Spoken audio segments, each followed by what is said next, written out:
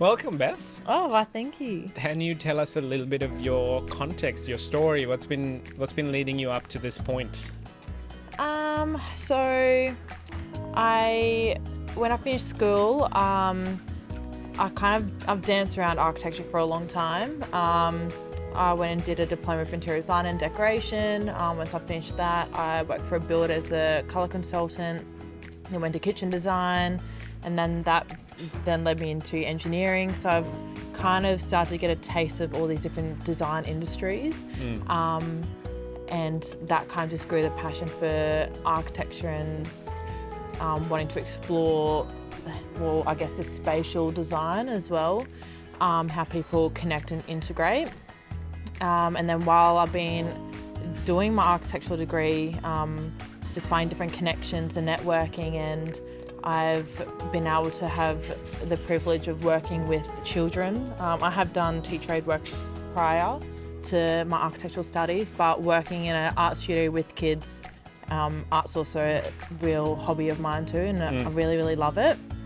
But it's very fascinating. So because with my the direction I've been going with my career in design, I'm finding I'm working a lot with adults and approaching different clienteles and stuff, but when you really start to break it down with children, it's very fascinating because I've found working with engineering across to architecture and working with like the young generation and also the older generation of how different approaches have been, how people have their different approaches, and then how we're also intertwining that together. I've been really fascinated in that, and when you bring it back to the children, if you put something in front of them, it's like create something out of paper, or would love for you to sketch this and whatnot, their eyes just like light up, and there's no boundaries. There's no boundaries, and I find as you get older, like you start to come across those different limitations and stuff. So as the world limits you. Yeah, and it's which is kind of sad in a sense, but then also creates different opportunities as well. But I find it's nice having the opportunity to work with children as well as adults, because you're being able to see both sides and actually really connect on different levels. I find particularly with kids, it's fascinating because if you give them this environment to create and explore, geez, they can come up with some really incredible things, and they're so creative. And the stuff that they come up with, just imagine if they're able to continue creating with that kind of mindset as they get older. Like it's pretty incredible. I really find it disappointing though, in a sense, because it was taken away, like having that creative side. Like I'm loving how it's actually starting to get integrated in again. So there's such a strong focus in the new world that we're living in, design and tech. Is so important, and it's also it applies in every shape and form throughout life as well. It's not just being an architect or being an interior designer or being an artist. Like it applies in every aspect of life. You've kind of answered all the questions I was going to ask, actually. So in a way, that's a good thing. So I've got a couple of other ones that I might put in front of you. So was there a particular teacher or an educator that put you in front of this stuff when you were going through high school? Well, for starters, I come from a very creative family. So Mum, she's very artistic. She's a pastel artist. And I think that's probably helped me from the very start of exploring and creation. So that probably started with Mum, and then as I've gone through, I had a really strong bond with my art teacher. She actually wanted me to pursue teaching in art and work alongside her, which is... There you go. So art's always been a really strong point for me, and also like expression as well. It's helped me get through a lot of challenges throughout life.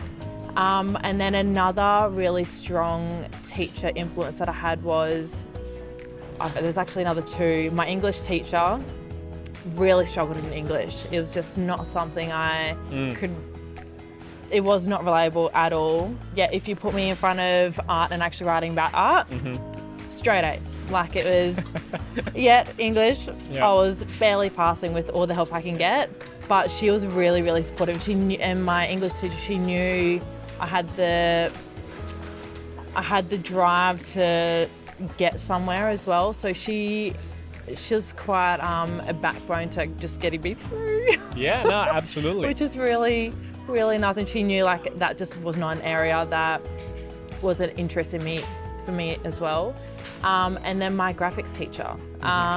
It's actually quite funny. He originally told me, he's like, oh, Beth, it's like, I really want you to go do building design. It's like, don't do architecture though. Go do building design. And then looking back, I'm like, oh, I could probably just have gotten away with building design, but he probably especially in the current context. I know, but he had a lot of belief in me as well. Sweet. Yeah. So yeah, he helped me get through a lot. And it was funny, like, because back then there was only myself and one other girl in our graphics class as well. But I think he really helped create a space where I really enjoyed. Awesome. Yeah. And I think that's very, like, it resonates with me, obviously, given the context.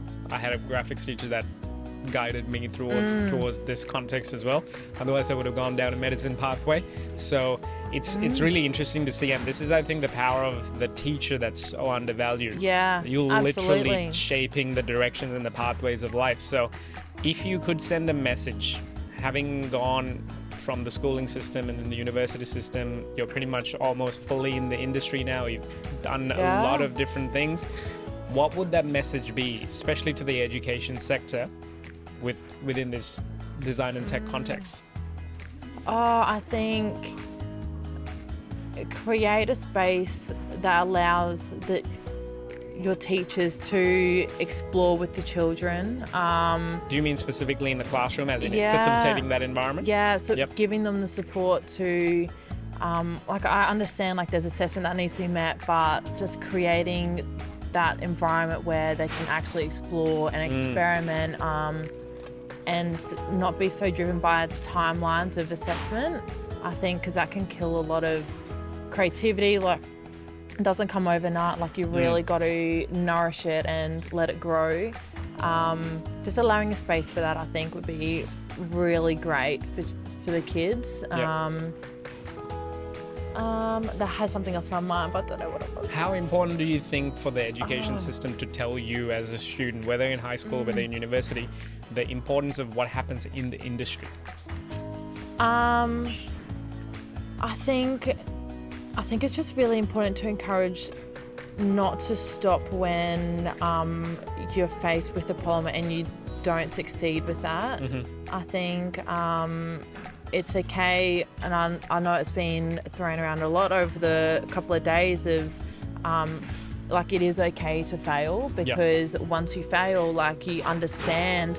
So, right, you can start to break it down and understand the different areas of, all right, this worked, but this didn't. How can we readdress this or redesign it?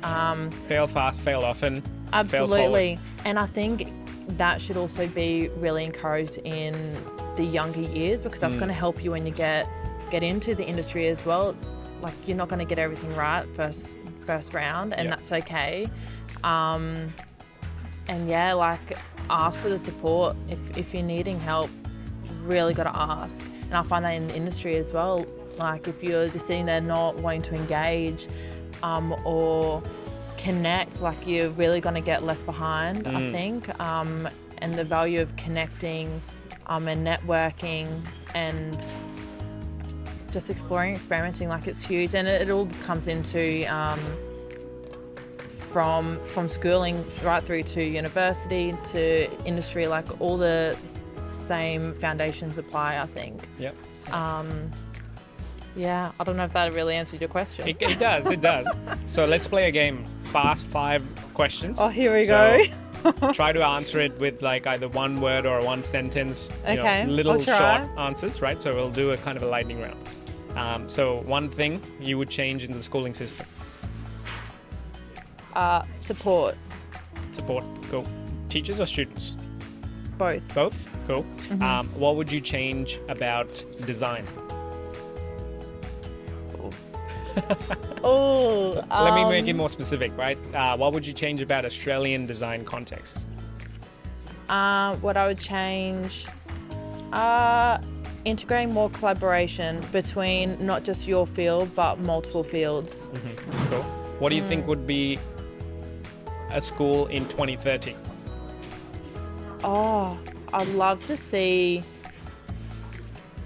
open networking, flexibility, and workspaces that I've got this vision of, like, you've got your core center and people can go to there, but they can have you breakouts and just a lot of movement. I can see where it's a mixture of visual, like it doesn't have to be all digital, but I think the collaboration is very, very important. Yep. And integrating old, new, in between. Yep. Cool. And what's your next step in your career? Oh, well, I've got multiple pathways I'm on at the moment. I think ultimately exploring my architectural path, seeing where that takes me, and then also seeing where my art takes me as well. Obviously, I'm working with children, then with yourself, with how that education can really flourish within our primary through to your tertiary. I really don't know. It's an open book right now, to be honest. I've got a lot of opportunities. Awesome. Yeah. All right. And we'll see. Last question. This is actually one of my favorite questions because it's something that someone I admire quite a lot and I learn from asks all the time. Is if you could enforce one law for humanity, what would it be? One law.